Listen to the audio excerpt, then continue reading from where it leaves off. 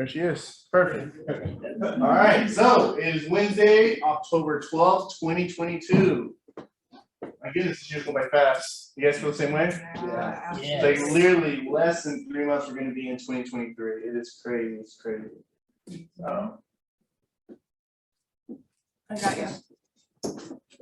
You're the clicker. It gets stuck when you pause for whatever reason. Maybe just a new battery. Well, we tried it actually this morning, William, and it was working fantastic. Williams Marketing here, President of Keller Williams Realty International, and I'm with. Cato Mitchell, OP of Denver North, number 96. Love it. Thank you for being in town. So Cato's in town, and we're talking about October's team meeting right now and the things we need to be thinking about as agents. Now, at the time of recording, the Fed has not actually come out with what they're going to do for inflation, but talk to us about what you think is going to happen. So based on CPI being up 0.1%, I think that the Fed is going to look at a minimum of 75 basis points, possibly a full 100 basis points. However, that is figured into mortgages already for the month. Yeah, what you need to understand about that is that's the percent that banks loan other banks money, and that affects everyone who buys anything on credit, which includes mortgages. So you are likely to see mortgages tick up. You're likely to see a lot of buyer confusion. You're likely to see a lot of home buyers who want to wait to buy a home. So with that in mind, just in time, we have the new launch of the new version of Your First Home by Gary Keller and Jay Papazan. Now, what I want to talk about is how this could benefit your market center right now while buyers are a little bit scared to make any kind of move at all. Absolutely. So let's talk about this. In your market center, what if we ordered 100 of these and we put on a seminar for our agents on how to get first-time seminars? Absolutely. Well, and if you think about it, because equity is such an important thing for us too, the first step to having equity in our society is for people to own their own homes. So you're doing your part in helping everyone in our society by running these seminars, getting these books, and helping people purchase homes. Yeah, what we know, we work with Julia Lachey Israel with diversity, equity, and inclusion. And what she's taught us is the percentage of new home buyers, first-time buyers 10 years from now is likely to be 60 to 70% will be from the Hispanic community. And so if you're not paying attention to first-time home buyers, you're not paying attention to all that's happening in our DEI world, you're going to miss a huge business opportunity. Second, if I'm an agent right now, I'm holding huge first-time home buyer or home buyer in general seminars. Do you want to talk about that? Yeah, you can run these very simply out of your market center. We use our training room for them, for our agents, and we can fit dozens of people in at a time. And what's wonderful is that we're helping with financial education for people so that they have somewhere to go and experts to trust throughout their entire real estate life, not just on their first purchase. So while times get shaky, a professional is really important to learn from. So we hope this gives you some great ideas on how to go take your unfair share of the market. Cato, thanks for being in town. Absolutely. Thanks, Mark. Yeah. So how many of you guys have checked out Your First Home? The book. Have you guys checked it out? Read it? Anyone's read it? No. Not yet? No. Okay. Well, I mean, I would definitely advise you guys to. Hello, Keller Sorry. Williams. No worries. Click it now. Is it going? There you go. It's perfect. All right. Thank you. No problem. Yeah. So I would definitely advise you guys to check out this book. As you were saying, there's a lot of value in it, right? Because we know the market that we're moving to and that we're in is a skill-based market, right? So having a book that provides the value, to your first-time home buyers, as well as you guys should also read the book, right? Like I don't want you just to buy the book and give it to people. You also want to read the book too. So then you're knowledgeable about it. So when a client says, oh, chapter 2 is about this, you'll be able to talk intelligently about it. And also being able to do those first-time home buyer seminars. Now, Amy actually did a class a few weeks ago on how to put together a first-time home buyer seminar. So definitely take the opportunity. I believe a few of you guys were in the class. I was. Yes. And what was your experience? Where we need to get people away from Zoom and into face-to-face Okay. interaction. Absolutely. And that's probably where the everything's shifting to a more face-to-face interactive. I mean, after we came out of the pandemic. And so that's going to be valuable. Even if we talked about the time that we did the seminar for reverse mortgages. Mhm. And two people showed up, and I told the gal who I brought in with me, I said, I'm so sorry that only a couple of people showed up. She goes, what do you mean? Both of them took applications. And so it doesn't matter about pack the house. It's all about matter of getting applications. You know, so I think the whole market and everything is going to shift away from Zoom in the next 5 years. It's still going to be valuable, but it's going to shift more back to face to face. Okay, good. And I wish we had a room that you guys can actually use to actually have people in. That you actually do these first time home buyer seminars. I wish we had a room. Oh, wait, we do, right? You guys can totally use this room any way you want and actually conduct these first time home buyer seminars. So definitely taking advantage of doing that. And thank you for bringing that up, Brad. I definitely feel people are going to be looking for that face to face, like creating that type of relationship, that personal relationship. So thank you. They can also partner up with John too, so, you know. Absolutely, the financing side, because that's also important too. You can't buy a house unless you're buying cash without a lender, right? So our MVPD, to build careers worth having, businesses worth owning, lives worth living, experiences worth giving, and legacies worth leaving. To be the real estate company of choice for agents and their customers. God, family, then business. Win-win or no deal, integrity, do the right thing, customers always come first, commitment in all things, communication, seek first, understand, creativity, ideas for results, teamwork, together everyone achieves more, trust starts with honesty, equity, opportunities for all, success results through people. A technology company that provides a real estate platform that our agents and buyers and sellers prefer. Keller Williams thinks like a top producer, acts like a trainer consultant, and focuses all its activities on services, productivity, and profitability. All right, so our October birthdays, we have Margaret, we have Tasik, we have Omar, we have Kevin, we have Sarah, we have Sandy, Karen, Minerva, Katie, Fu, Joe, Marty, Etha, Scott, Alicia, Amy has a birthday October. Yes, Amy. 21, finally get started the bar. Yes. They've been kicking you out all the time. No. And then Andrea and James. All right, work anniversaries. We have Victor, we have Katie, we have Kathleen, we have Olivia, we have Mia, we have Tina, and we have Alfian. October newcomers, we have Kirsty and we have David. You guys will be seeing them in the office soon. Make sure to say hi. All right, bucket fills. Who wants to fill someone's bucket? Huh? Someone that you want to acknowledge, maybe, you know, provide some great motivation, maybe help you out with something. Let's fill someone's bucket. Let's bring a smile on someone's face today. All right, William. I have one actually. I saw John every day.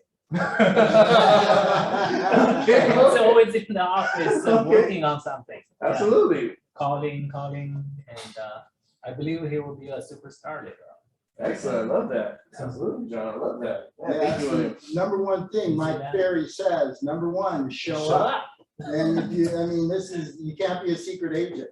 Oh, You have to nice. show up, you know, that's number one, so proud of you, buddy. I love that. Love that. I think all of you here are showing up almost every day, so that's good. Shows your commitment level. Yeah. Yeah. Awesome. Anyone else wants to fill a bucket? Besides filling up John's bucket? I think John's bucket's a little overfull now. I think it's filling at the top a little bit. Anyone else wants to fill a bucket? That's okay. Huh? You know what? I'm gonna fill Vivian's bucket. You know, I mean, Vivian's been dedicated. She's been coming to the office and she's been asking questions. You know, so I love that because the way that we can help each other is by asking questions, right? So I love that. So, you know, definitely keep that up. All right, perfect. Going once, going twice. All right, moving on. All right, feature listings. All right, who has a listing that's still in the market and want to get some attention to? Who has a listing that's coming up? Who has a seller? Oh, wait. Not on the market yet. Okay. Okay. So we got guest release on both ADUs. Okay. So 2-bedroom, 2 baths. One with garage, one without garage. Okay. But around the 2680 2680. Okay. per ADU per month. All right, perfect. And where's the thing Brand new located? ADU is in Chino. Okay. Yeah, Awesome. right. And also at the end, that's too early though. Yeah, at the end of November, Mhm. I'm gonna have 1 3-bedroom, 2 baths in Chino Hills. Okay. Yeah, looking at $3,000 per month Okay, rent. awesome. All right. Anyone else has a listing you want to pitch? Maybe a seller that might have said, hey, I'm interested in selling my house if I can get this. I'm sure you guys have talked to people like that, right? Yeah? Anyone wants to share? We have still flips coming up, Marietta, Long Beach, Pasadena. I have leases coming up, Northridge, no, excuse me, Studio City and Rancho, and I got a listing coming up in Northridge. All right, so what's the deal with the listing in Northridge? What's the specs Gotta like? get the tenant out. Okay. It's an investor. Hey, guys, investors are selling their properties right now. If you know of anybody who's an investor, and these are people who've owned it free and clear. Mhm. And it's a positive cash flow. You think an investor's gonna walk away from a positive cash flow? They are. Some of them just don't, and the number one reason why investors walk away from positive cash flow is they don't want the hassle. You know, so make sure you talk to people, especially your investors, and see if they have any liquidated, or what we're doing is we're going after property management people and find out who's gonna be liquidating the property soon. And then writing up seller financing offers. So it's a great way to get into an investor, and usually an investor doesn't only carry just one property, they carry multiple properties. Yes, absolutely, absolutely. Anyone else has a listing they want to pitch? All right, I have one. So I have a 4-bedroom, 2-bath. It's in Anaheim. It's listed at 880. It's a pool home. Pretty house. It's a pretty house. It is, isn't it? Yes. Been on the market for about 12 days. So it hasn't been that long, right? So if you still have buyers that are qualified looking, definitely let me know. All right, anyone else has any listings they want to pitch before we move forward? All right, going once, going twice. All right. All right, congratulations to our cappers. We have Jason and you have Danae. Congratulations on that. All right, and our first KW Vision closed transaction. It's with Alexis. I think she joined our office just a couple months ago, right? Yeah. Yeah, so just closed the first transaction, so that's awesome. So, good on her. She has a new listing in Hacienda Heights, Okay. 3-bedroom, 1-bath. And she did the first open house last weekend in on it. So affordable house, small home, but affordable. I don't know exactly what the price is, but she has a new listing, had a new closing. She's hitting the phones, doing a great job. Awesome. So she's doing everything you want a productive agent should be doing, huh? She was a team leader. Yes. So, but in the commercial sense. Okay. And so she just came. And one of the best things to do is she planted herself outside of Derek's office. He's repping all those notes in these conversations. It always helps out. Yes, absolutely. All right, so what's happening in our market center? So we have scripts and role play. Right now we're doing it Monday and Fridays from 10 to 10:30, 10:30 to noon. I'm gonna be taking over on Mondays, so I'll be doing the scripts and role play on Monday. So if you guys haven't show up on Mondays, and I'll definitely keep the energy going, the vibe going, because we know that the more you practice your scripts and your role play, the better dialogue you'll have, the better dialogue you'll have, set appointments, get listings, get buyers, open escrows, close deals, all those things. Ignite, we have that Monday, Wednesday, Friday from 1 to 4 p.m. We have it streaming here, so if you want to come in, watch it, learn, grow, take notes, all that good stuff. Stakeholder meetings, we have those.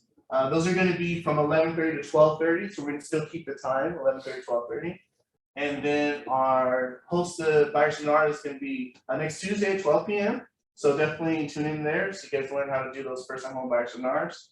Color real estate, we have that for October 19th. Reverse mortgages, that's going to be our next stakeholders meeting with our very own John. So make sure you guys show up. Another way for you guys to get not just one transaction, but two, using the reverse mortgage strategy. And then we also have our Zoom classes with Constance Kelly, Tech with Scott, Tech with Sean, Tech with Ruben, a new agent tech orientation with Ruben. Make sure as a new agent, definitely show up to that. And productivity coaching, we have that Wednesday nights for our dual career agents at 5:30. And then our social event, we're gonna have a Halloween party. We're gonna have a chili cook-off. So make sure you guys bring, all your different chilies so we get to taste them. And then also costumes are highly encouraged. So if you show up, you don't have a costume, you're not coming in. So I'm just kidding, we have to let you in, but I'm gonna give you dirty looks. If you guys don't want that, show them the costume. And no, don't come in as a realtor, because I always see you guys as realtors, all right? So yeah, I see you back there. Yes. Amy, Yeah, so on the chili cook-off, if you want to enter the contest, please let me know. Just looking for people to compete with. I'm in it. So bring it. I'm teaching Ignite Monday here in the office. The subject is negotiations. awesome, awesome. That's definitely a class to take, especially nowadays, right? Yeah. Yes. All right, upcoming stakeholders meeting. So Wednesday, October 26th, we'll have John who'll be talking about first mortgages. And then Wednesday, November 9th, we'll have social media. So make sure you guys come in because it's always a need to learn how to do social media better, especially as people are going to social media first to see what you guys are doing and all the good stuff. And then Wednesday, on November 30th, we're gonna have our KW commercial panel. Super excited about that. You know, being able to hear, you know, from our top commercial agents sharing their experiences, you know, and also if you're interested in KW commercial, you know, definitely show up. And if you're not interested in KW commercial, definitely show up to support our amazing KW commercial agents. All right.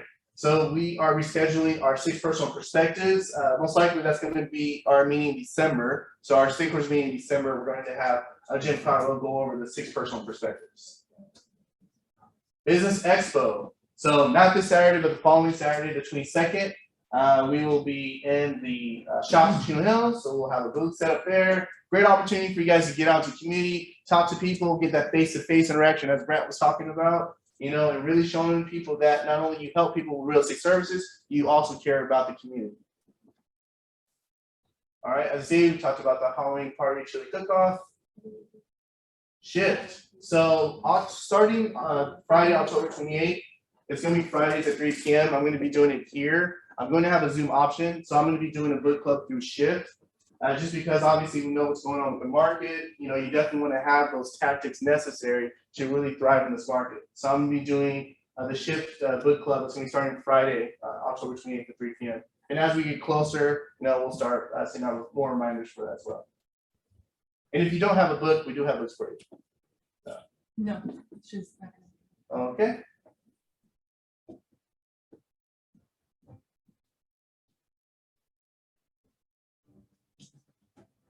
At Keller Williams, we believe every agent and their loved ones deserve affordable, customizable, and reliable insurance.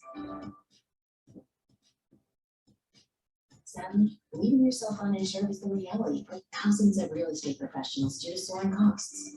That's why we created Real Agent Perks.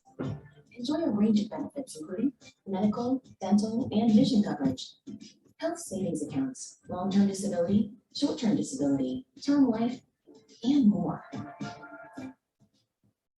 All through a secure and convenient online enrollment platform. It's just another perk of working at Keller Williams. Experience better coverage for less. Get your estimate at realagentperks.com. So we are now going to be offering health insurance as well as dental and vision. If you guys want to scan the code, you can scan it here. Also, it's going to be in your recap, so you guys can check it out, get quotes, if you have any questions. So, yeah, absolutely. All right. So you still have access to the Make It Agent Camp bid vote, you know, so I definitely check that out, you know, so you can experience the speakers as well as to look at the different models that they're sharing. So that's going to be available until October 23rd.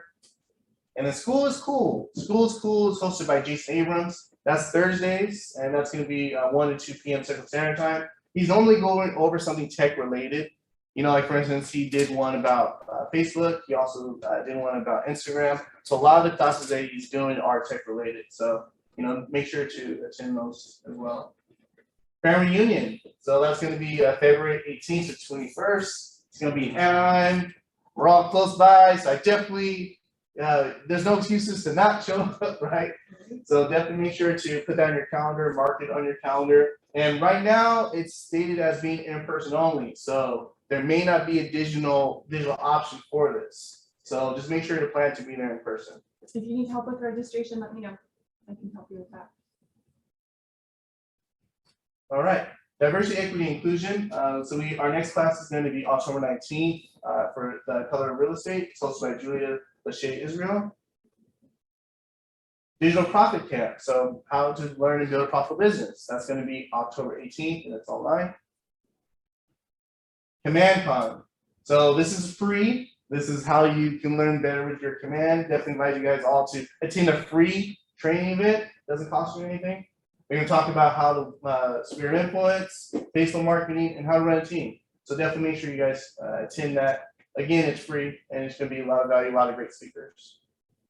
KW Community, so KW Commercial Summit is going to be November 16th and the 18th. So a lot of our KW commercial agents will be attending, and they'll be bringing that value to us on the stakeholders meeting that they're going to speak at.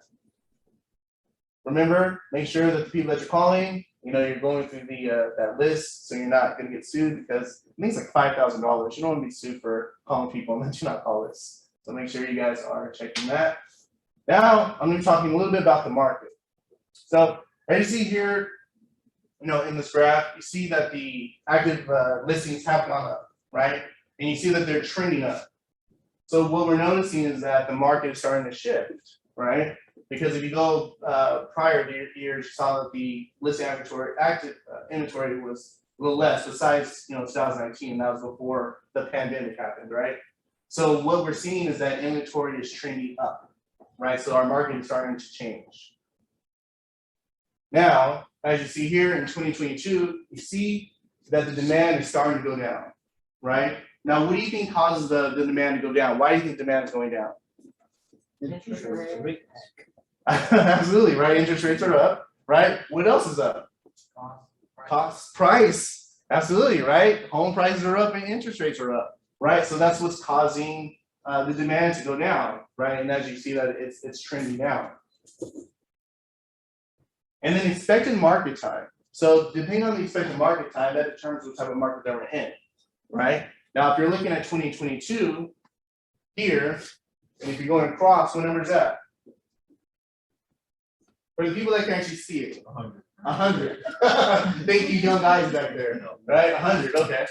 So 100 days. Right? So if you're looking here, between 90 and 120 days, what type of market would that say? Just based on there, you can see it. A balanced market, right? So when we're in a balanced market, that means that it's not really a great market for buyers, and it's not really a great market for sellers, right? It's really about finding the middle. What's going to work for the buyer? What's going to work for a seller, right? And that's the market that we are trending to.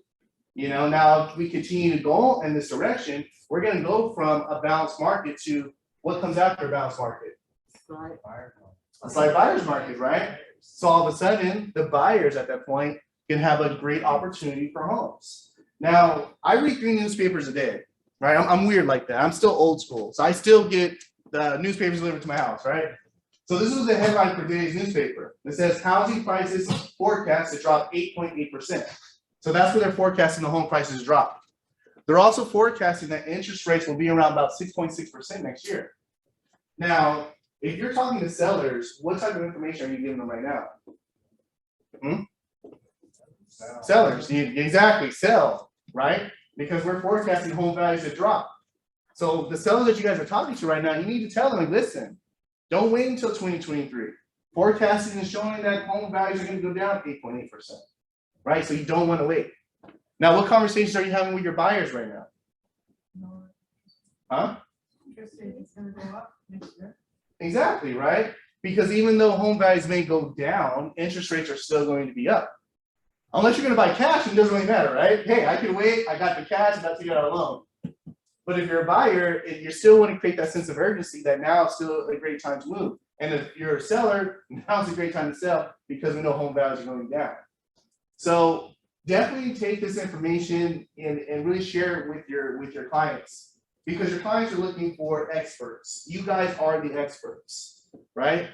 Now, one of the things that we tune into on Thursdays, Seaman Thomas, he does a Facebook Live on Thursdays. It's free.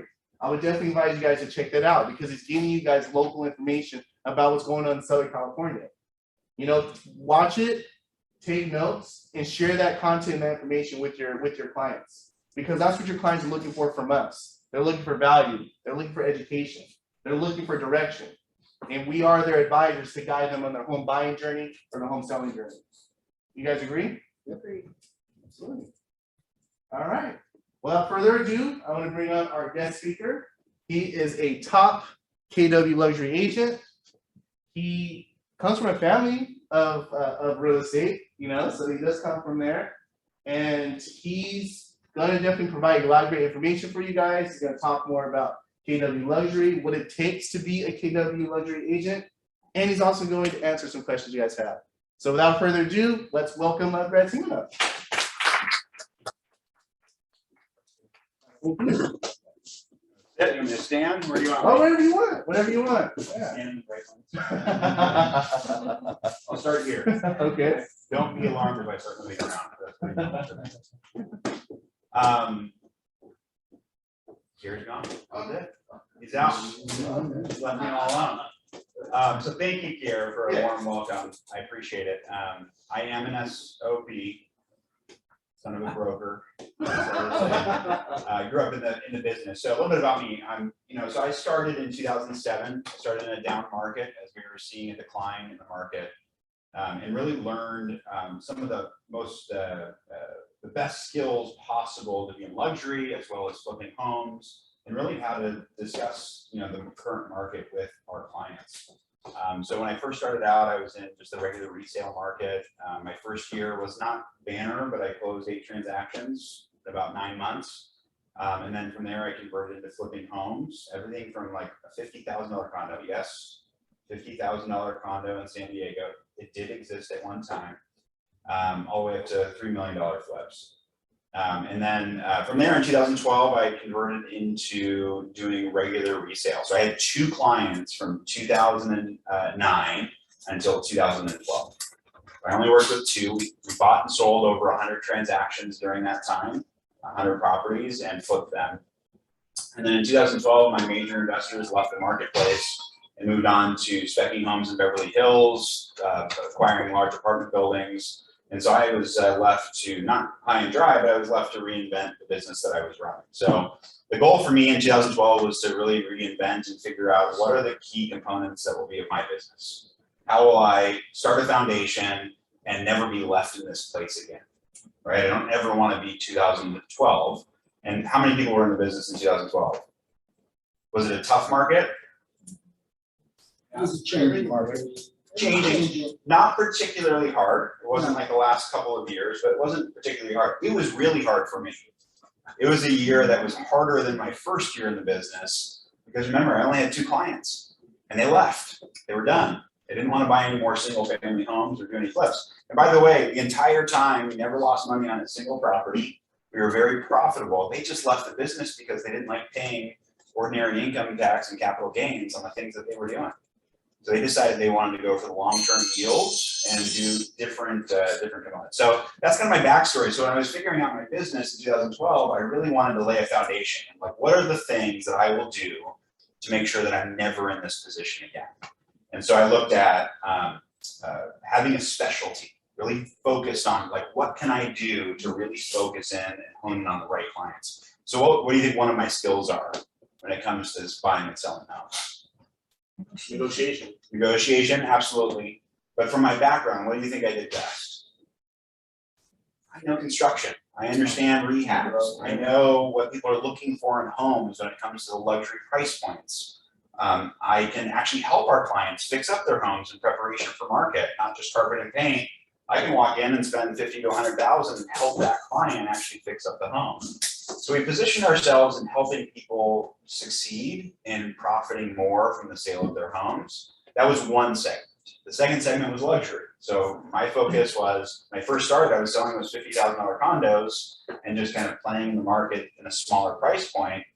One thing I'll advise you if you're thinking about the luxury market is, now is the time to start. Okay, the one thing that I said was, well, I'll start by farming a condo complex, because that's comfortable to me, right? How many people have thought that way? Maybe it's not condos, maybe it's a $350,000 home or 400, or I don't know what your price point is for a single family home in this market, but or a starter home in 2012, maybe that's what you're thinking about. What I'd advise you is think about the pillar of business. If you're gonna look at luxury or you're gonna look at a specific segment, go right after it. Go figure out what it is you wanna do, and don't be shy, because it's time on task over time. The focus really should be time on task over time, and whatever you want to build as a piece of your business. And in 2 or 3 years from now, you'll look back and say, I'm so happy I focused on that. So 2012 came and went. We built up a business, now have a 6-member team. We're focused in rehabs, property flips for our clients, luxury property, coastal. We focus on the coastal communities of Carlsbad, Encinitas, Del Mar, Solana Beach. A large part of our business is the 15 corridor. I did that for about 10 years, and that's where I lived at the time. So now we're really a referral-based business. It's either agent referrals or repeat and business-to-business based referral business. It's a little bit about me. Did you have questions for me, Kier? Do you want me just to go into some luxury content? Well, yeah, I mean, yeah, definitely go into luxury content. Like, where would a person start in terms of like growing, you know, like the luxury business and so forth? So I prepared a couple notes just on the idea of how do you break into a luxury presence. And how many have sold what's considered a luxury property in this market? First of all, right, what is considered a luxury here? Okay, Yeah. great question. Starting point. Standard. So I believe in So here, for here in Chino Hills, it's $1 million here. One minute's not that. Well, here, not like New York County size. yeah, so the way that KW Luxury looks at it is for your market center, you have a threshold of luxury that you have to close 4 transactions in the past 2 years. So if you've sold 4 transactions in 2 years, over $1 million, you are earned in as a luxury KW agent. Now that's up for interpretation, right? In La Jolla, or maybe Beverly Hills, Right. you can't even find a condo for that much, right? So it really will be dependent upon that market and how you're marketing in that market. But KW will consider you a luxury agent if you've sold 4 homes over the threshold in the last 2 years. That's how you earn it. The cool thing about KW Luxury is that it is the only earned in community in KW. They've changed that in the last few years. You used to be able to buy them. You used to be able to spend $1,000 a year and be a KW agent that's in luxury automatically. Now you have to earn it. So let's go back to, so everybody's got that. Let's go back to some of the ideas about how do you get into this, not KW community, how do you get into the luxury community for your area? So let's first talk about who, right? Who is buying and selling luxury property in the area? And this is, I'm gonna need your participation, right? I'd like to brainstorm, I want feedback from the audience. Who's buying and selling luxury property right now in your market? Investors, okay, elaborate on that. Like you said, rehabs, people who buy property, fix it up. Property flippers, okay, people that are investing in real estate are more likely to probably be in the affluent community. What else? Entrepreneurs, okay, business owners, right? How likely is a business owner to buy or sell something over $1 million versus an employee? Yeah, right? Not to say that employees won't buy and sell, but the percentage differential is a great difference. What else? Wants to move up from their first home. Move up, people with built-in equity, right? So that's the move up buyer. You know, part of the way that I've gotten into luxury is I've been in the business long enough. Your people just grew into it. You know, I have one client that we just listed as $2 million property in Encinitas, and I've sold him 7 homes. And he started with his first condo. And he's just literally. Was that 50,000 condo? No. But he started in just a simple condo or townhouse and traded up. And he's a habitual seller. So he buys something every 2 years. I can count on a phone call that he's going to call me to sell something. And so he's just moved up, and he's now become one of those pieces that are in my database that are in the luxury space. Where else do you find them? Who are In they? other countries, they buy a lot of property in Beverly Hills because they just want to be like in the scene. International. Yeah. So in the scene is one thing. What other reason does an international buyer buy in specific markets? Protect their money. Okay, safe harbor for capital. So they're protecting their money. What else? You know, in LA, it's a big thing, schools. right? So you'll have School safety. overseas buyers that actually won't even move here, but they'll send their kids here and have support, especially in the ultra luxury that will just put them in private schools in the States. What else? Take one more. Come on.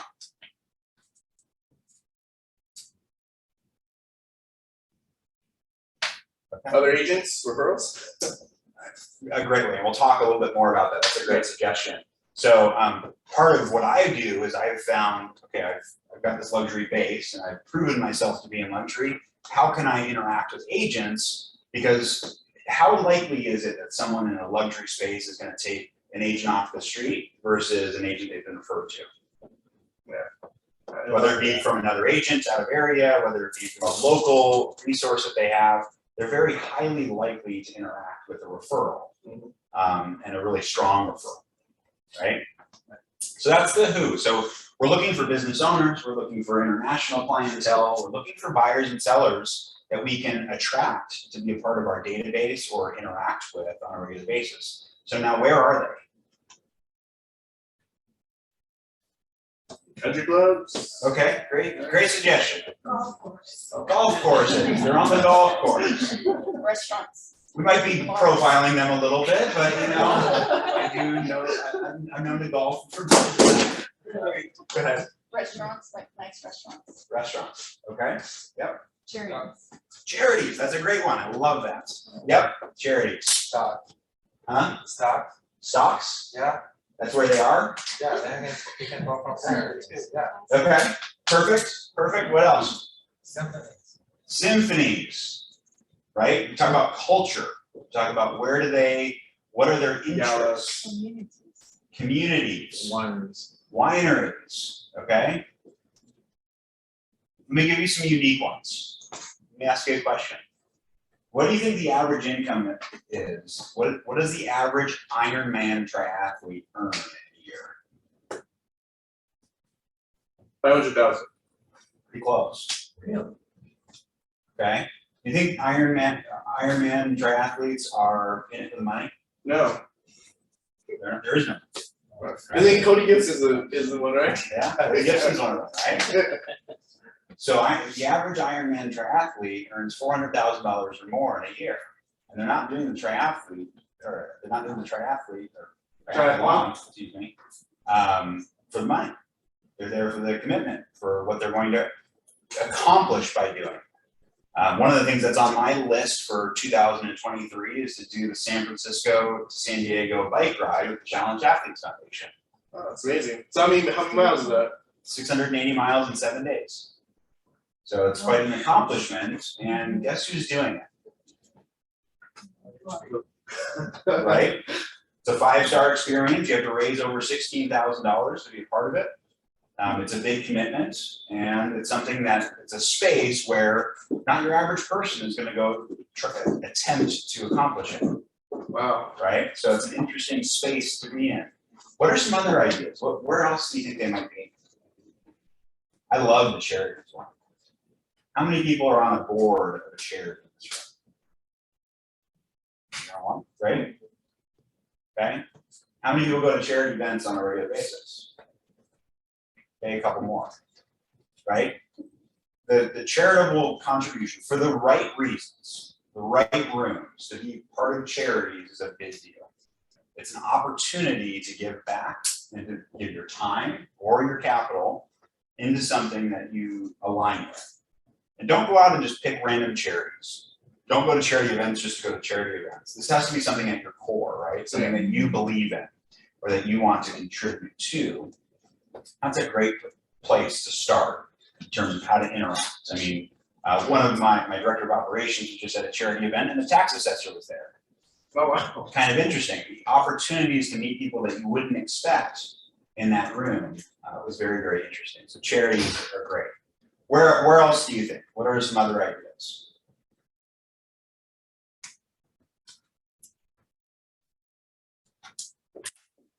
Car shows? Yeah. So one thing that I think is important in all of this is to find what is that common thread that you have that you can insert yourself or be a part of. And if it's cars and coffee and you want to do that every Saturday, there's a guy in my office that runs a cars and coffees chapter every single week, and he did 12 transactions last year. Just from that source. Wow. And what's the average price point? Yeah. It's not 500,000. 1.2? Yeah, much higher. So I don't know what his exact is, but it's a much higher price point in the luxury space. So when you're looking at luxury, and one of the things I said at the beginning was, don't sell yourself short. Start where you want to go on a pillar of your business and focus on it. And if it's farming an area, don't farm the $200,000 condo, go farm the $1 million+ property and be consistent with it, right? Farm those neighborhoods and become an expert in that space. The third thing I want to talk to you about is standards, okay? So be a student of standards and service. What does that mean? You have a certain level of standards that you continue to abide by. Okay, so when we're talking about our own standards, we're going to get to that. Mhm. So what standard do we provide as a level of service to our clients? This is a really important topic that has to ring true when you're working with luxury clientele, and we'll talk about that in just a minute. Let me ask it in a different way. Who's had an experience recently that has been 5-star world-class customer service? Don't jump up and down. Go ahead. Yeah. At Mastro's. Mastro's. You ate at Mastro's recently? What was it about the service at Mastro's that gave you that 5-star feel? Just the attention to service. You never see the bottom of your cup. Okay. They're just, they go above and beyond for sure. Above and beyond. Yeah. So let's define that a little bit further, right? So one of the things that you said, which I absolutely love, is you never see the bottom of my cup. Okay, what could that be translated into? Could that be considered anticipatory service? Sure. Absolutely. Yeah. That server knows as you're getting close. They know your drink. They know exactly what you're looking for, and have figured that out through asking questions from the very beginning. So they're doing an anticipatory service to you, right? What else? What about the memory you have of being Experience. Is there anything, one in particular thing that stands out? Just you're never there waiting for anything, I would say, just as opposed to other places. Whether you're the second you walk into the door, you're greeted immediately. And even when you get to the table, it's just, it's great. So that was a culmination of different touch points. It's an overall good service. Has anyone ever had bad service? What does that look like? Bad service. It hits you right in the face, right? Has anyone ever had an experience where they had 20 minutes or 30 minutes or an hour long of amazing service, and then they had one thing that exploded? Maybe somebody dropped something in their lap. Maybe they spilled hot coffee on them. Maybe they blew it just by saying something. What was your lasting impression of that experience? That one mistake. It's that one mistake, right? There was a test done, this came actually from the Luxury Symposium this past month in Boston. There was a test done on people that were having an audio experience. And using the symphony, they spent 20 minutes listening to the headphones of amazing, beautiful music that was a relaxing and calming experience. And at the very end of it, they spent 1 minute of blaring horns and just absolutely awful noise, like the most awkward sound in the world. What do you think everyone came away from that experience saying? The blaring awful noise. That's all they can remember, right? It was just this one piece that blew them away, and all that 20 minutes was lost. Okay, so I say that to say this. It's all about being anticipatory, figuring out how to leave that lasting memory, and always being there. One of the things that you can do in service is make sure that you show up and how you react to the negative. When something bad happens in a transaction, when something bad happens, maybe it's out of your control, how do you show up? Do you run from it? Do you hide? A lot of people tend to hide from problems, right? Yeah. This is something that we coach daily on our team, right? Run to the negative. Trying to solve this. Bad news never gets better with age, never. right? If there's no showings on a property, what do? Are you communicating like crazy, or do you go Yeah. quiet with your client? Communicate like crazy. Crazy. Right? Daily. Yeah, And what are you saying? there's no showings on the property. Here's the things that we're doing. Truth. We're running the plan. There aren't any showings on the property, and here's what we're doing to continue to market the property, right? Even if there's no news, you're just calling to say hi, right? You're just showing up and being there, because they're not going to fault you for the communication. They're going to tie it to the market and what's going on, right? If you're showing that you're giving them service and you're showing up, they're going to stick with you. And that's at every price point. That doesn't matter what price point it is. What else? I'll give you another one. So the other one is, if you get nothing out of this except for this one thing, this has changed the way that I do business, okay? Every conversation, every interaction that you do with your clients, take one thing and write it down that has nothing to do with real estate. Yeah. I'm gonna say that again. You can write it down. Every phone call, every interaction, listen for one thing that you can write down that has nothing to do with real estate. So I'll give you an example. Okay, this week, we just opened escrow, just calling my client to say that we opened escrow on a $1.4 million home in San Marcos. They have to sell their home, and this is all happening all of a sudden. They weren't expecting to do this. They found the right house, single level, it's their forever home. Boom, we need to put this thing on the market right away. And one of the things they told me was, it's our 15-year anniversary. We're going to Maui next week. Okay? We want to go and enjoy it somewhere where we were engaged. And this is all through questions that I've gotten this out of. I figured out which coast they're on, figured out which resort they're in. And guess what? Guess what my touch is the moment that we go into escrow and they're gone out of town? They're going to get a basket in their room, right? What says wow, like a basket in your room, in a place that you're enjoying something special and a memory? That's a lasting impression for something that will continue on for years, and probably referrals for the rest of my life, right? Tying that memory back. I'll give you another example that's not in the luxury space. I just went on a Backroads trip. Has anyone heard of Backroads before? So Backroads is an excursion experience company for bicycling. I'm an avid cyclist. I love getting on a road bike, and Backroads takes you all over the world through these experiences and basically curates a 6 or 7 day experience for you to see national monuments, or in this case, it was Zion National Park and Bryce Canyon, and we did it on bikes. Well, something happened during our experience. One of the drivers of one of the vans that was taking us around, one of our chase trucks, blew a tire on the trailer. And in order to give us a service, they said, wait, we're going to leave the trailer here, and we're going to take you all to the hotel after your ride, and then we'll come back after AAA has shown up and change the tire. I said, well, wait a second. So you're going to send us on our way through the pouring rain into Zion, follow us in vans, and then set us up in our hotels with no clothes. And you're going to call AAA in the middle of nowhere and have them come fix a tire, you think in the next hour and a half to 2 hours? That's not how this is going to end up going. I said, is there something special about this tire that we have to fix? Or is it like, is it especially hard to change the tire? And the guy pulled me aside, so he wasn't in front of this group of people, which, by the way, I was the youngest on the entire trip. So it's a group of couples that are in their late 50s, early 60s. And they're biking and all that, wow. Amazing athletes, very cool experience. But he knew that he hadn't changed a tire in a long time.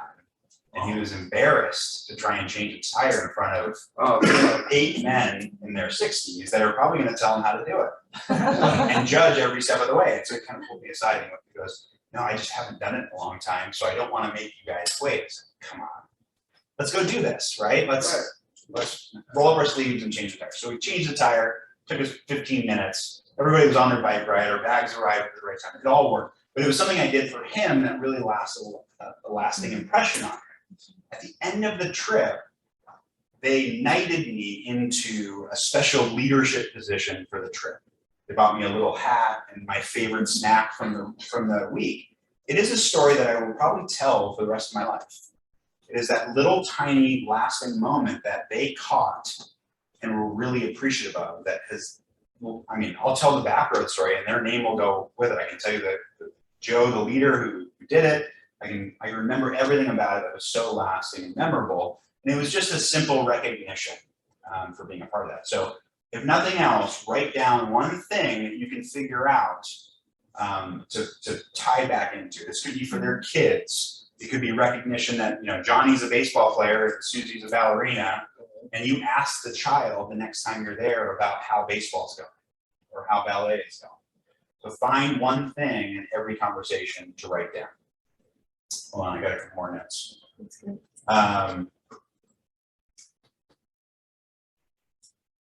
I'm glad that he was brave enough to pull you aside and tell you what he was thinking. You kind of had to get it out of him a little bit, but he was, remember, he's a 22-year-old guy who is, I mean, by the way, if you ever want your kids to have an amazing experience and really grow up fast, send them to apply to a backroads camp.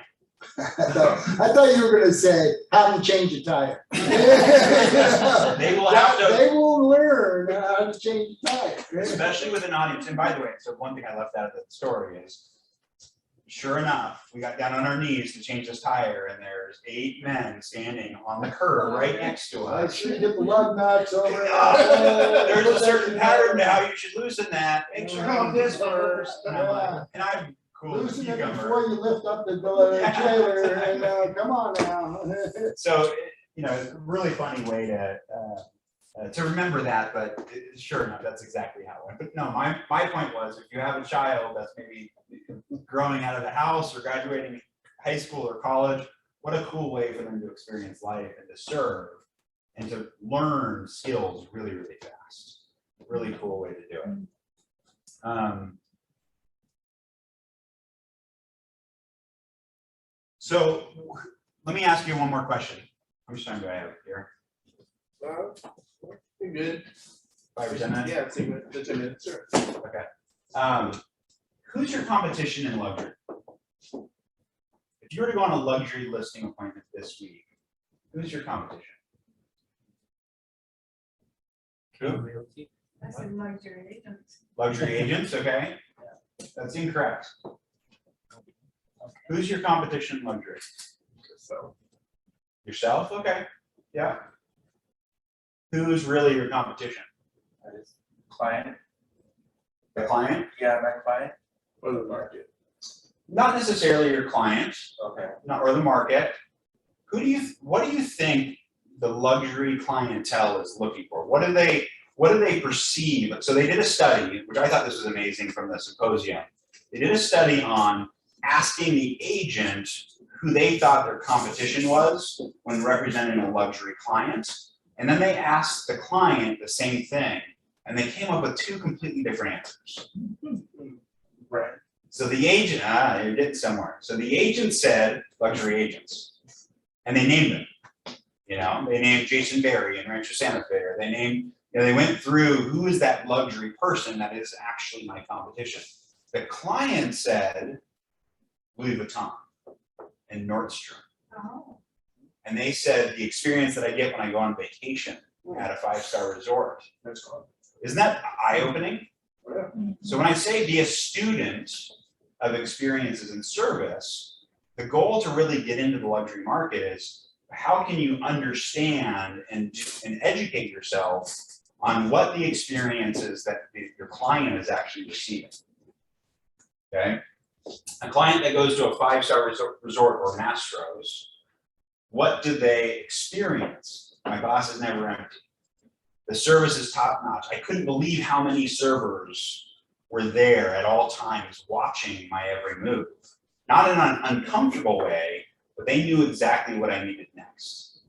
I'll give a simple example. I wanted to try, I'm a big fan of Nashville hot chicken sandwiches, okay? So I go to different places, and if it's on the menu, I'm probably gonna try. It's probably gonna be the thing that I order. I went to a new place right down the street from me, in my new home, that's a Nashville hot chicken sandwich restaurant. Awesome, like, this is amazing.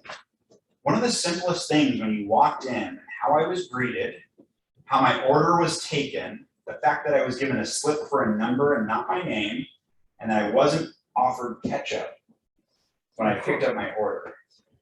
I'm watching this stuff now. Like I'm paying attention to the service that's being provided to me, whether they know it or not. When they called on my number and it was 62 and my number was 63, and I awkwardly got up and I'm like, oh yeah, that's not mine. Okay, I gotta go sit back down. Instead of the simple, like, write my name down on the receipt and call me out by breath, right? Simple little things in what we do on a regular basis. If I was continuously saying your team leader and not understanding how to pronounce Kier's name, it would be a different conversation. It would feel like I have no idea who you are. Right, no connection, no relationship, absolutely. Zero connection, right? So the luxury clientele is used to the level of service that is far beyond what the chicken sandwich place is providing, right? So we need to be students of what these brands are presenting, right? What are they giving as service and how are they presenting themselves and brand identity? One of the examples from Symposium was Louis XIII cognac. Who knows what that is? Okay, I'm not a drinker, but great. I know exactly what, you know what, it's funny, the first thing when they stepped up on stage is I know exactly where it is in the Costco case when I walk through Costco. Right? Do you know what it looks like when it's on the shelf? Does everybody know what this is? Yeah. No? Okay, so Louis XIII is in this beautiful crystal bottle. It is presented in a certain way. And the things that I learned from their director of brand marketing was amazing because number one, it has to be presented in the case a certain way.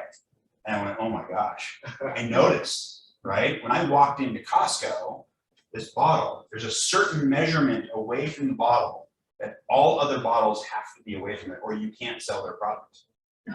There's a measurement, right? If you're in a restaurant and you order a 1 ounce, 1 finger or 2 finger, it is presented to you in a certain way. The waiter has to wear white gloves. They cannot serve the alcohol unless it's presented a certain way. It is acquired, not sold. So you acquire a bottle, and this is all language that they treat all their distributors, everyone, and how that's presented. How much do you think a bottle of that runs? 1,500. 4,000 to 250,000 is the range of how much it costs to acquire a bottle of Louis XIII. Pretty amazing, right? But their standard has been elevated. It is so high as a standard on the shelf as it's presented to you, right? So this is what the luxury clientele expects. If they're going to acquire a bottle, they know exactly what to expect out of it, right? Is it worth it? I mean, maybe not to me. I don't drink. I don't really care, but I'm in awe of how it's presented. I could see where someone would go, oh, maybe I should have that, right? And the luxury clientele that's buying it is the people that we're trying to attract, the brand that we're trying to emulate in some way. So how do we position a property? How do we position ourselves when interacting with the luxury clientele to emulate these scenarios, right? So they see exactly that we understand what their needs are. How do we provide that service and set that standard? If you take a listing, how often are you calling your client? Daily, Oh, you do daily? at this point. I do three times. And I prep them. You're gonna get a call on Monday, Wednesdays, and Fridays from me. Okay, what am I gonna hear from you? Huh? You set the expectation of what I'm gonna hear from you? Yeah. What is it that you're gonna tell me on Monday? Monday, I'm gonna talk to you about activity over the weekend. Wednesdays, we're gonna talk about the last week in the market. And Fridays, I'm gonna tell you what I'm gonna do this weekend. Amazing, right? You've set a bar, you set a standard for what your follow-up and care is, Yeah. right? Do you have a surprise and delight element of something that they're not expecting? Yes, my last one was an attorney, and she goes, oh my God, I wish I did that when I was an attorney. She's a retired attorney. And she was like, I wish we would stay communicated like that. And I go, you'll hear from me 3 times a week. Now, I understand you might not want phone calls, and we'll set up the schedule that you want, but you're gonna hear from me 3 times a week, and these are what the calls are gonna be. So yeah, and it was like, oh, that's great. Right? So you've set a standard and expectation. By the way, you need to follow through on it. Yes. You can never waver Ooh, no. from what the expectation is. And I give them a timetable too. I'm gonna call you between 11 and noon. Okay. You know, on Fridays, and we're gonna talk about what I'm gonna be doing this weekend. Yep, that's great. I always would include something that is surprise and delight in each phone call that's above and beyond what you set the expectation for. Good idea. Okay, so every single time, tell them you're going to deliver blank and give them one thing more. Got it. Now, I'm not as structured in terms of the number of phone calls that I make, but I'm calling them regularly, every other day approximately, just to tell them that there's something going on. I'm always adding something. I'm always giving them something that they didn't expect from our original presentation, or something that I've set an expectation for that I'm going to accept. So make sure you're giving them something a little bit more because they're not expecting it. Yeah, I like that. Give them a bonus. Yeah. What other standards are you providing other than communication and follow-up? What are some other standards that you are setting when you're speaking with your clients or engaging with them?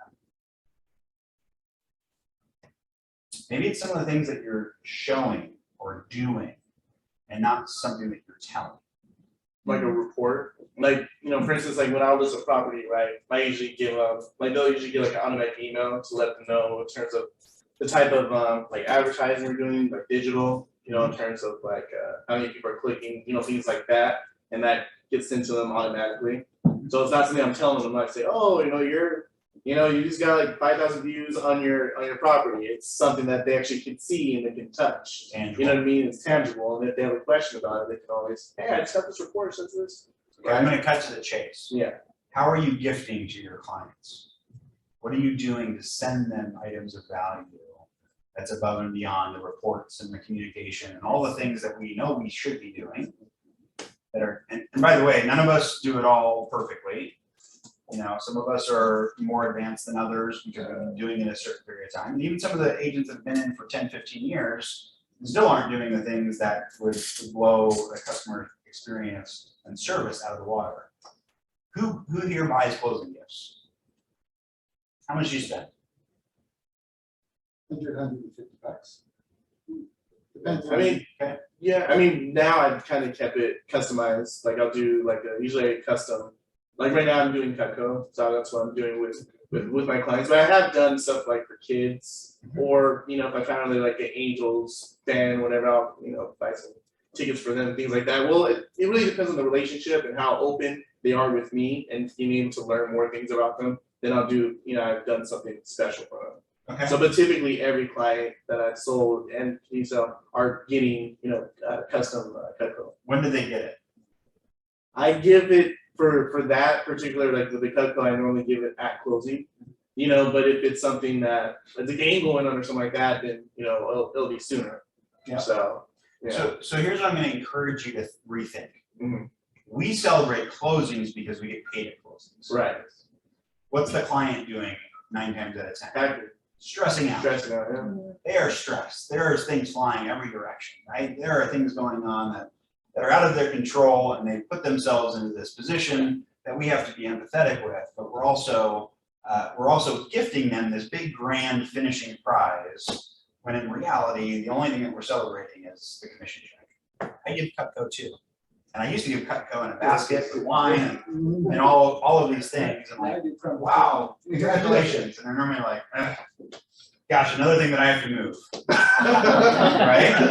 And they don't say that. They're very nice. Yeah, they're very nice. You can read it in their eyes, right?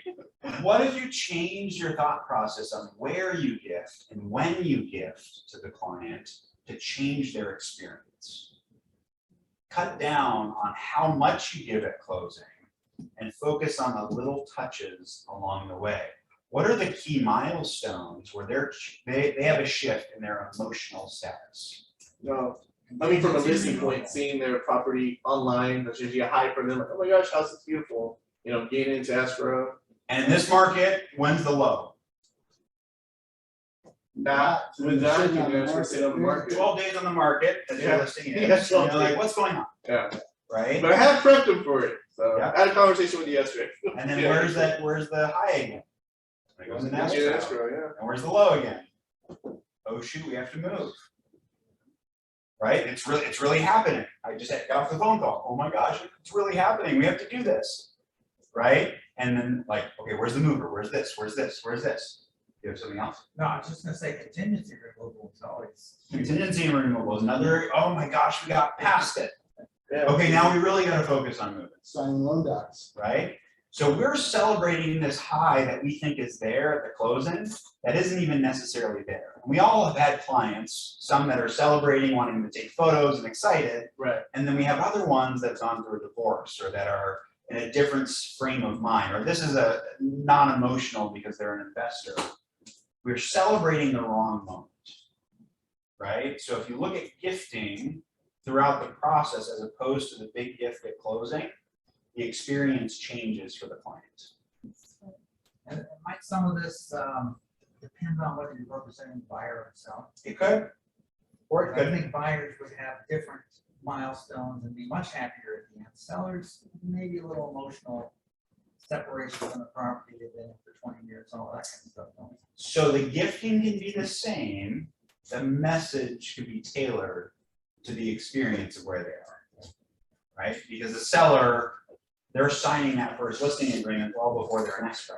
Right. But you might gift the same thing like a pen or something along the lines of, and change the saying as to what's going to happen for setting expectations and what their experience is, right? Contingency removal might mean two different things, right? It might mean a relief, it might mean higher stress, right? There are things that will change, but the philosophy is the same. And one of the things that I'd like to encourage you to do is don't mix up the gift that you give for everyone every time. Have a planned out gifting system of where you're going to touch along the points. And if you want to do something special, like give an Angels tickets or something like that because it's custom tailored to them, just add that to the mix. Add that as a touch point or a closing gift or something that is at the right time for the right reason. But try and plan out your message and what you're going to put out earlier on. Any question about that? And just remember though, with Angels tickets, they want to sit in the dining club. I just want to share one good experience actually about the one closing I did actually. When we removed the contingency, I'm representing the buyer, of course, yeah. And I give my client a gift by asking for a cleaning beforehand, before they move in. So we did the contingency removal, we did the thorough cleaning. Yeah, my client is really, happy about that experience. Yeah. So what would it look like if you had a system for them to have that every time? And one of the speakers that were at Boston was TCS Jet. They talked about dressing the jet for the Ritz-Carlton experience. There's a 125-point plan on every single time that someone boards their jet. Okay, what if we had a plan? It doesn't have to be 125, but what if we had a plan for every buyer experience when they got the keys? What does that plan look like? What would make it a world-class experience for them to structure?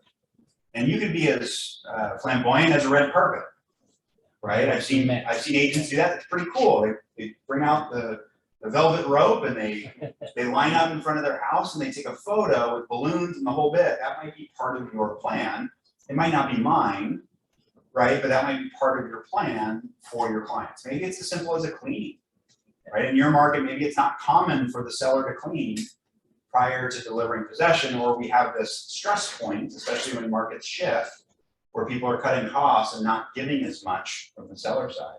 So one of the things that I took away was, how do I address the house so that every buyer has the same experience? And here's one added piece. Yeah. How do I address the house so the buyer I'm not representing knows the service that I'm already providing? Are the keys packaged a certain way?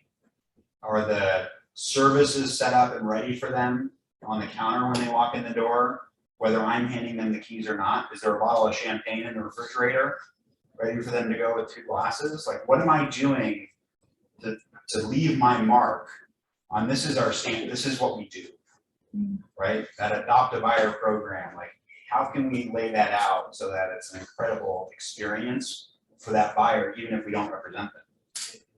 Let's take care of that. All right, I know that I kept you guys a little long. No worries, man. You're providing value. We appreciate it. Happy to answer any questions if anybody has anything before we go. And I did want to make sure there's a couple of slides in here for some resources for you in KW Luxury. So if you want to learn a little bit more about that. So Caroline Woe, who I absolutely adore, is our director of professional development, not growth. She is now doing a Keller Williams Luxury Intro to Luxury. So think about what I presented here, really structured and an opportunity. It's an all-day event, right? I think it goes for 6 hours. And there's 2 of them coming up on November 10th and November 16th.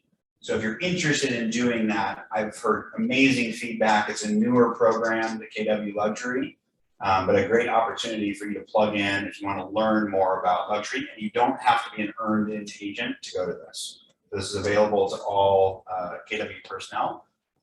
Next one. Luxury Mastermind Series is also intended for anyone. Excuse me, I take that back. Luxury Mastermind Series is for earned-in agents. So if you are an earned-in agent in the office, you can show up to the luxury masterminds that are happening once a month. This is actually great because we go through upcoming is the budget model, or no, the org model. So they take the KW Red Book and they break it down as the organizational budget lead gen models apply to luxury. And it's been an amazing way for me to meet agents across the country and really learn about the luxury process. So we're on each one of those that we can make. So you got the budget model on October 26th and org model on the 14th. Next slide. I only put this up here for one reason. This is the lore for luxury real estate within Keller Williams, but this last line blows me away, and the one above it. So agents who have transacted over $1 million within Keller Williams on a single transaction was over 20,000 in the company. Wow. Transactions involving referrals was 5,300. So agents are referring luxury agents. That makes sense? The vertical within Keller Williams for luxury is an opportunity not only to learn and grow and experience it, but the agent to agent referral component of it. I walked away from Boston and going to that symposium with 50 cards of people that I truly made connections with. It wasn't like going to family reunion where everybody hands out their card. And you're like, no! Who's next? It was intentional, it was purposeful, and it was an opportunity to really meet people to do business with in the future, and a great opportunity if you want to do more luxury business. Yeah, so that's it. Can I answer any questions for anyone? So in terms of, this is where I've heard that we're actually #1 in terms of selling luxury properties. KW Luxury. Here's what I'm going to say about #1. All right. Everyone's #1. Working hard. In terms of a 3-bedroom, 2.5 bath with a corner window, yeah, remember that. I don't know the stats specifically, and it could be done based on the volume of transactions, the total volume. That's true. What do we categorize as in luxury?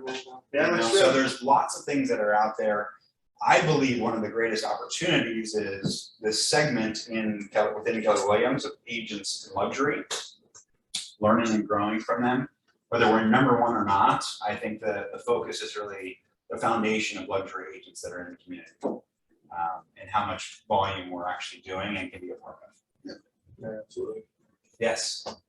I'm just kind of summarizing here, but from what I'm hearing, I mean, luxury is a mindset more than anything else.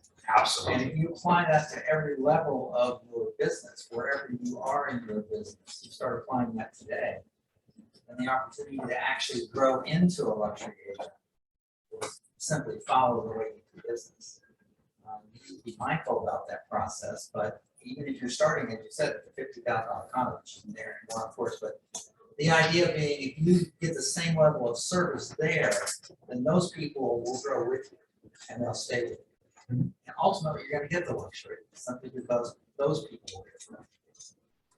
I think there's two components. So the mic drop on the first part of that, which is, you know, it's the be do have, right? Like if you're focused on luxury from the start and you're planting those seeds over a period of time, you're gonna look back in 2 years and be the luxury agent that you've always wanted to be, right? If you're going around the people, the who and where they are, and being focused on doing luxury as a piece of your business, it's going to show up.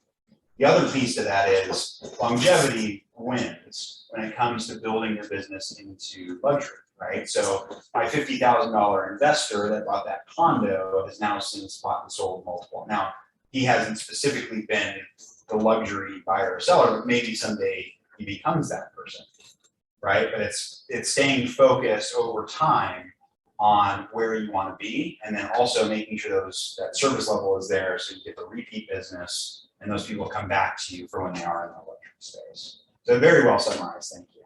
You wanna take my seat? No, but I'll say that I thought your training was very strong and clear. So, Thank you. Very nice. Appreciate it. Thank you. Thank you, Brett. Any other questions? Any other questions going once, going twice?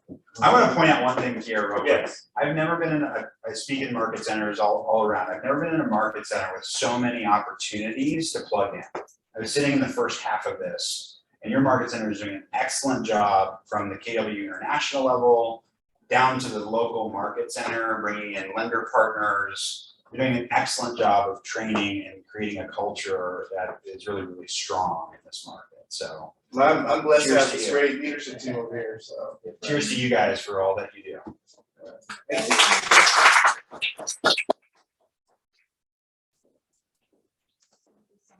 Yeah, thank you so much. Oh, yeah. Yeah, sorry. Oh, I'm not invited by Tri-Valley Escrow lunch, and keep Debbie in mind when you're taking your meeting, and get that street photography.